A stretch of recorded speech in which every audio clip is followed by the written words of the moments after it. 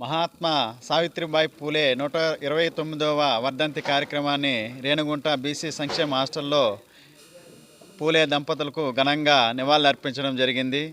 అలాగే మహాత్మా జ్యోతిరావు పూలే దంపతులకు కొన్ని సంవత్సరాలుగా బీసీలు కోరుకున్నది ముక్త కంఠంతో భారతరత్న కావాలని చెప్పి దాదాపు దేశంలో 90 కోట్ల మంది ప్రజలు ఆశ నెరవేర్చాలని చెప్పి ఈ సంవత్సరమే నెరవేర్చాలని చెప్పి కేంద్ర ప్రభుత్వానికి అలాగే రాష్ట్ర ప్రభుత్వానికి తెలియజేస్తున్నాము.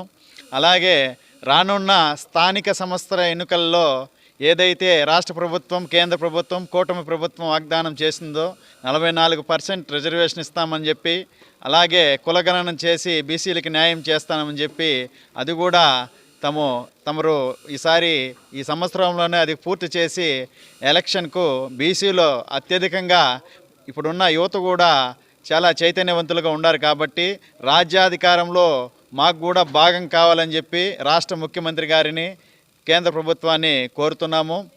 చైతన్యవంతులైన వారికి ఆర్థికంగా అలాగే రాజకీయంగా చైతన్యవంతులైన వారికి అధికారం ఇవ్వాలని చెప్పి రాష్ట్ర ప్రభుత్వానికి తెలియజేస్తున్నాము. అలాగే ఏదైతే కులగణన జరుగుతుందో కులగణన నిష్పక్షపాతంగా జరగాలని చెప్పి రాష్ట్ర ప్రభుత్వానికి తెలియజేస్తూ రాష్ట్రంలో ఉన్న కార్పొరేషన్లన్నిటికి కూడా త్వరగా నిధులు మంజూరు చేయాలని చెప్పి ఆ నిధులు మంజూరు చేస్తే బీసీ కులాలకు చాలా ఉపయోగపడుతుందని చెప్పి రాష్ట్ర ప్రభుత్వానికి విజ్ఞప్తి చేస్తూ విన్నపిస్తున్నాము.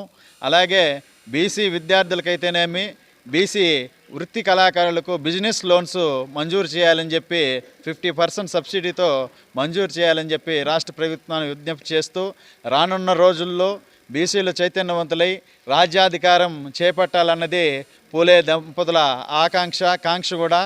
రానున్న రోజుల్లో బహుజనుల రాజ్యాధికారం చేపడతానని చెప్పి జ్యోతిరావు పూలే సావిత్రిబాయి పూలే వర్ధంతి సందర్భంగా తెలియజేస్తున్నాం.